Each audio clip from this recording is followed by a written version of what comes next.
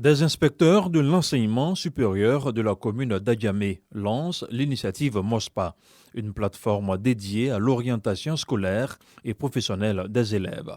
Que feras-tu après le bac?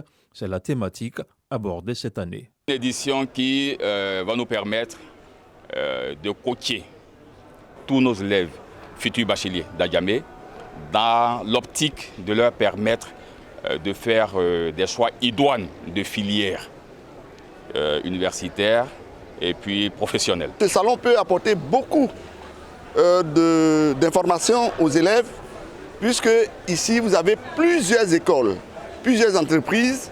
Ils ont la possibilité d'aller rencontrer les responsables et leur parler de leur filière.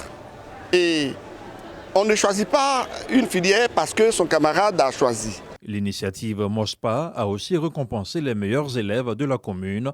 L'objectif des organisateurs est d'encourager ces derniers à multiplier de meilleurs résultats. Je suis contente d'avoir reçu ce prix, de pouvoir faire honneur à mes parents. Je suis vraiment fière d'avoir ce prix. Je dis merci à ma famille. Des séances de coaching, de rencontres B2B ont rythmé les temps forts de cette deuxième édition.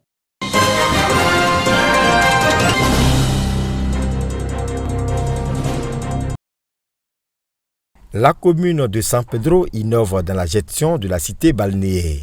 Désormais, les habitants pourront interagir avec les autorités municipales via l'application Telma pour signaler tout problème. Lorsque vous êtes localisé quelque part, vous cliquez sur l'application, on va vous retrouver sur la carte, c'est géolocalisé. Ensuite, vous accédez à un menu. Si vous êtes au sein de la ville de San Pedro, ce menu vous permet de signaler des problèmes au sein de la ville, un trou dans la voirie, un éclairage cassé, un remblai illégal qui est exécuté. Et puis vous prenez une photo pour bien préciser votre signalement et vous envoyez, en cliquant simplement sur un bouton, l'information vers l'autorité publique compétente pour résoudre ce problème. Pour le maire de la commune, Félix Anoblé, cette application va permettre à chaque pétricien de participer au développement de la ville de San Pedro. Telma, au-delà donc de signaler un certain nombre donc de méfaits, nous aidera donc avec la population à voir ce que nous ne pouvons pas voir seuls assis dans nos bureaux. Le grand contrôleur de la commune qui s'installe à travers cette application, parce que chaque habitant de San Pedro pourra dans tous les domaines qui sont donc mis en ligne signaler ce qui ne va pas dans la commune. L'application Telma est à télécharger depuis les plateformes de téléchargement sur les téléphones portables.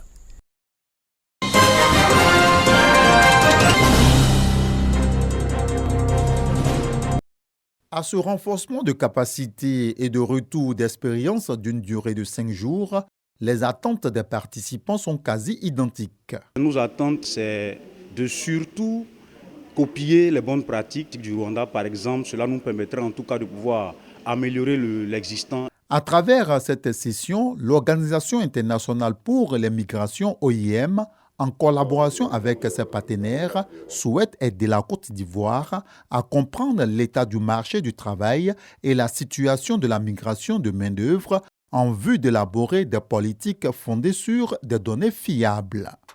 La tenue de cet atelier est un exemple notable de synergie et de coopération entre les différentes parties prenantes et il illustre notre engagement commun à faire face aux défis et à saisir les opportunités liées à la migration de la main-d'œuvre en Côte d'Ivoire.